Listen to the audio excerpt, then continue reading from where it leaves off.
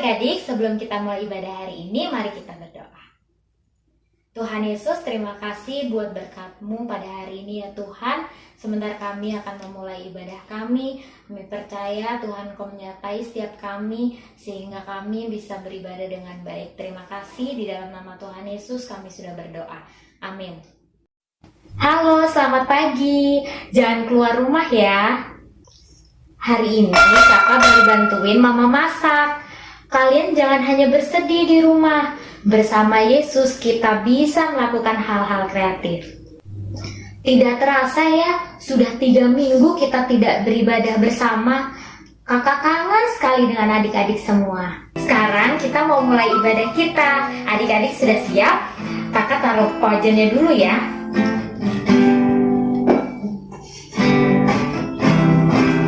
Yuk kita nyanyi sama-sama. Sekarang kita mau nyanyikan Happy Ya Ya Ya. Sekalipun kita nggak bisa keluar rumah, tapi kita mau bersuka cita bersama Tuhan.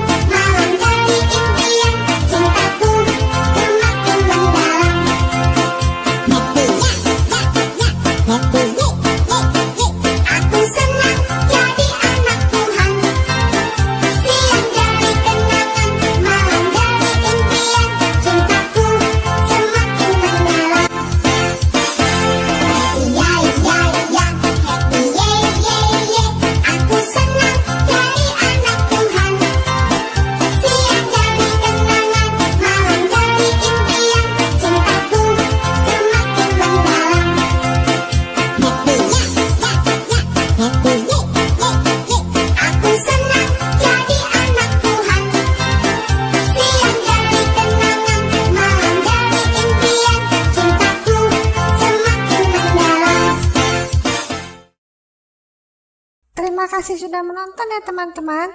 Jangan lupa di like dan subscribe ya. Terima kasih, Tuhan Yesus memberkati. Sampai jumpa.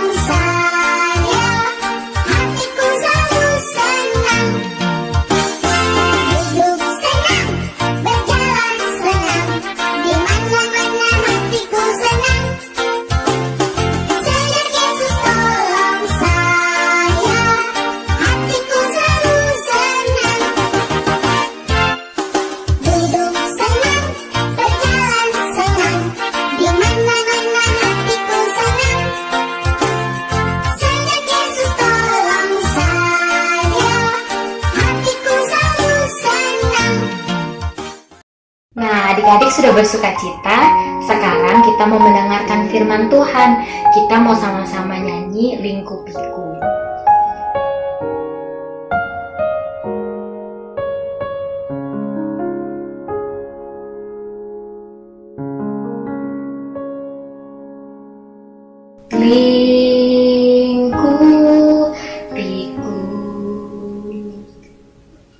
dengan sayapmu, naungiku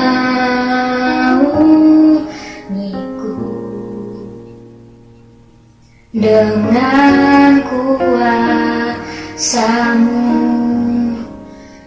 Di saat badai bergelora,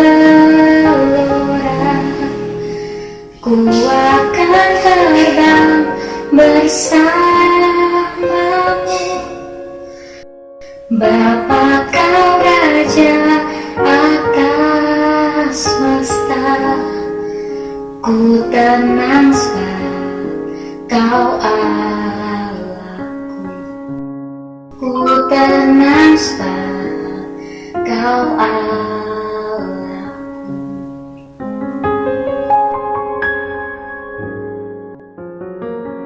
Tuhan, di tengah wabah virus corona, kami percaya kami tenang di dalam Engkau, kami aman di dalam Engkau ya Tuhan. Tuhan, sebentar kami akan mendengarkan firman-Mu. Berbicaralah kepada setiap kami ya Tuhan lewat firman-Mu. Dalam nama Tuhan Yesus kami sudah berdoa. Amin. Hai adik-adik, senang dapat bertemu kalian kembali. Minggu lalu kita sudah mendengar kisah Nuh yang sudah menerangi hati kita. Bagaimana Nuh bersama dengan seisi rumahnya taat kepada Tuhan. Mereka mau tetap tinggal dalam bahtera, tertutup pintunya, dan mereka dengan mentaati itu, dengan ketaatan yang tanpa ngomel, ketaatan yang tanpa berputus asa, membuat mereka seisi rumahnya selamat. Nah, pada kisah kali ini kita juga akan mendengarkan kembali serial Lockdown yang kedua. Kisah tentang dua orang pahlawan Kristus yang juga mengalami lockdown, tapi di dalam penjara. Apa yang terjadi dengan mereka ya? Kita mau menyaksikan terlebih dahulu supaya kita bisa berbincang lebih lanjut setelah melihat dan mendengar kisah ini nanti. Silakan, kita mau menyaksikan bersama-sama.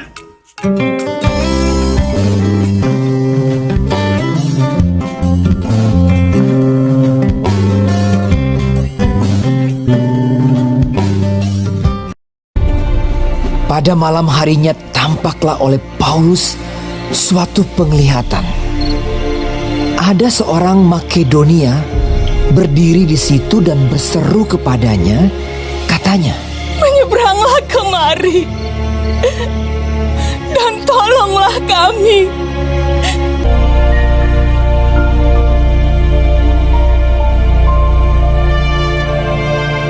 Setelah Paulus melihat penglihatan itu, segeralah kami mencari kesempatan untuk berangkat ke Makedonia.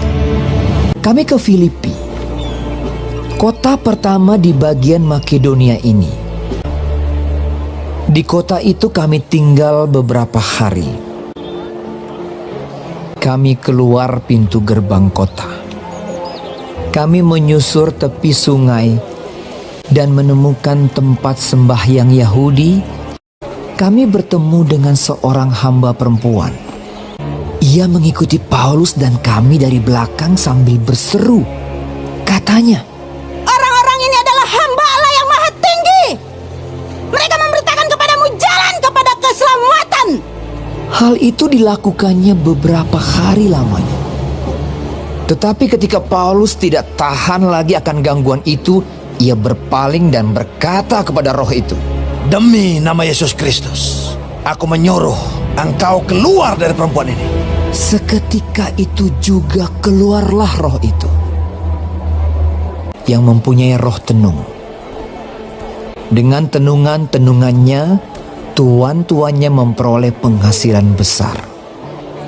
Ketika tuan-tuan perempuan itu melihat bahwa harapan mereka akan mendapat penghasilan lenyap, mereka menangkap Paulus dan Silas, lalu menyeret mereka ke pasar untuk menghadap penguasa. Setelah mereka membawa keduanya menghadap pembesar-pembesar kota itu, berkatalah mereka. Katanya, Orang-orang ini mengacau kota kita ini karena mereka orang Yahudi. setelah mereka berkali-kali didera, mereka dilemparkan ke dalam penjara. Kepala penjara diperintahkan untuk menjaga mereka dengan sungguh-sungguh. Kepala penjara memasukkan mereka ke ruang penjara yang paling tengah dan membelenggu kaki mereka dalam pasungan yang kuat. Tetapi kira-kira tengah malam Paulus dan Silas berdoa dan menyanyikan pujian-pujian kepada Allah, dan orang-orang hukuman lain mendengarkan mereka. Akan tetapi terjadilah gempa bumi yang hebat, sehingga sendi-sendi penjara itu goyah. Dan seketika itu juga terbukalah semua pintu dan terlepaslah belenggu mereka semua. Ketika kepala penjara itu terjaga dari tidurnya dan melihat pintu-pintu penjara terbuka, ia menghunus pedangnya hendak membunuh diri karena ia menyangka bahwa orang-orang hukuman itu telah melarikan diri.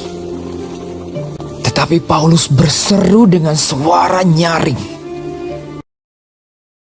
Jangan celakakan dirimu, sebab kami semuanya masih ada di sini. Kepala penjara itu menyuruh membawa sulung, lalu berlari masuk dan dengan gemetar ia mengantar mereka keluar sambil berkata, Tuan, apakah yang harus aku perbuat supaya aku selamat? Jawab mereka, Percayalah kepada Tuhan Yesus Kristus, dan engkau akan selamat, engkau dan seisi rumahmu. Kepala penjara itu membawa mereka dan membasuh bilur-bilur mereka. Lalu ia membawa mereka ke rumahnya dan menghidangkan makanan kepada mereka.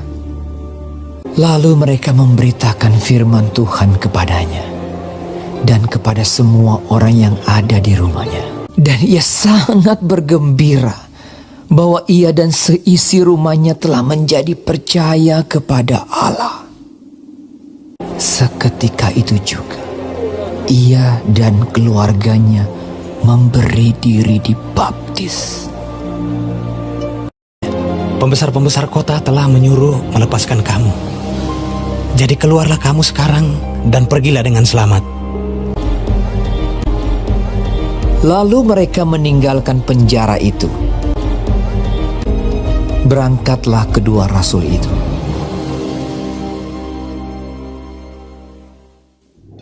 Nah, adik-adik, kita sudah bersama-sama mendengar dan menyaksikan bagaimana Paulus dan Silas mengalami kondisi dikurung dalam penjara.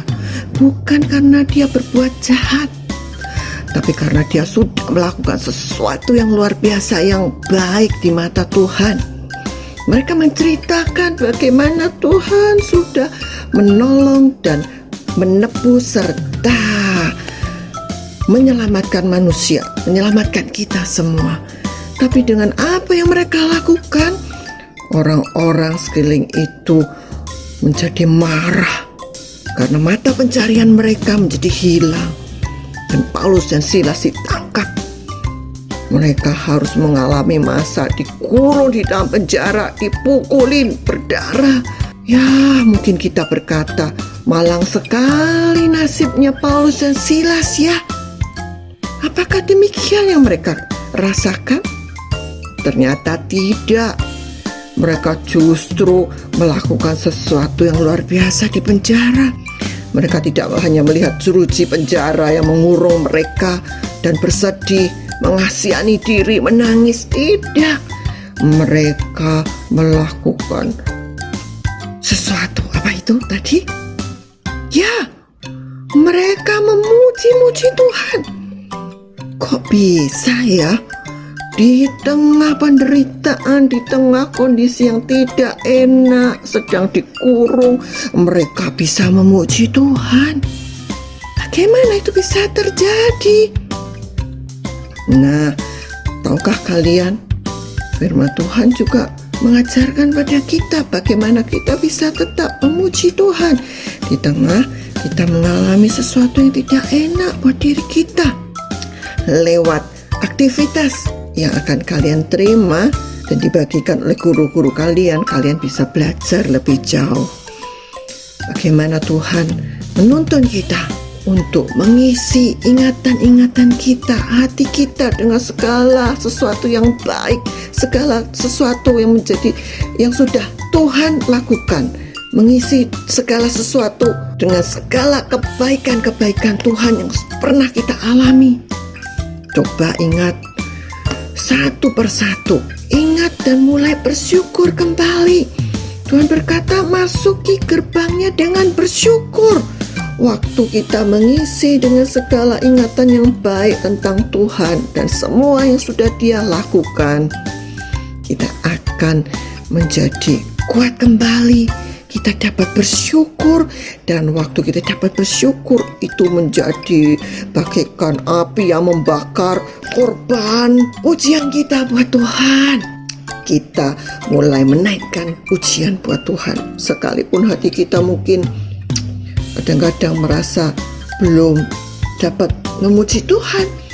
Waktu kita mulai bersyukur dan mengingat kebaikan Tuhan, mulailah buka mulutmu dan memuji-muji Tuhan. Dan kakak ingin kalian mengajak seluruh keluarga memuji Tuhan bersama-sama, dan foto itu lalu tempel, tunjukkan kepada guru kalian, ini fotonya kak, kami bersama keluarga sedang memuji Tuhan.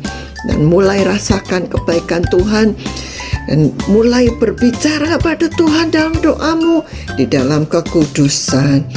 Tuhan akan memberikan kekuatan yang baru. Sesuatu terjadi seperti Paulus dan Silas mengalami gempa bumi terjadi, dan kepala penjara itu sekeluarga bertobat. Mungkin saat engkau memuji Tuhan belum merasakan sesuatu terjadi yang dahsyat, tapi ketahuilah ada sesuatu yang dahsyat sedang terjadi dalam dirimu. Sukacita Tuhan menjadi kekuatan kita, dan itu akan membuat kita makin kuat di dalam Tuhan, makin sehat menghadapi masa-masa kita harus kembali dalam kondisi yang normal, dapat beribadah seperti semula. Mari kita berdoa. Tuhan, apapun yang terjadi dalam hidup kami mau melakukan firman-Mu. Kami mau bersama-sama dengan keluarga kami memuji Engkau. Dan kami mau mengingat-ingat segala kebaikan-Mu yang sudah Engkau lakukan buat hidup kami.